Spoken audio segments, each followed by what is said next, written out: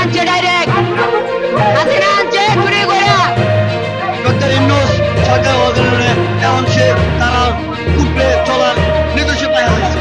ঢাকায় ব্যাটারি চালিত অটোরিকশা বন্ধ করার দাবিতে শাহবাগ মোড়ে রিকশা চালকরা বিক্ষোভ করেছে। তারা প্রধান সড়কগুলোতে অটোরিকশা চলাচল বন্ধ করার দাবি জানিয়ে শাহবাগ মোড় অবরোধ করেন এবং ৭২ ঘন্টার আলটিমেটাম দিয়ে রাজপথ ছাড়েন।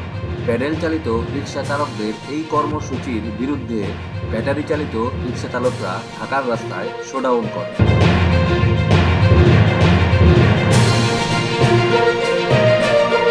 আমরা আগে মারছি ১২০০, ১৩০০, ১৪০০ টাকা ভাড়া কাটছি। এখন তারা উপরে চলার জন্য আমরা সারাদিনে ৭০০ টাকা রুজি করতে পারি না। এখন আমরা একটাই দাবি, অটো চলবো না, এটা অবৈধ সরকারে চালাইছে, অবৈধ সরকারে চালাইতে এটা সরকার পায় না, এটা সরকারে এইটার টাকা পায় নাই। আমগো দাবি অটো গাড়ি বন্ধ। তারা চান সরকার আগের নিয়ম পূর্ণ বহাল করুক, যাতে প্যাডেল রিকশা চালকরা পুনরায় তাদের ভাড়া পেতে পারে।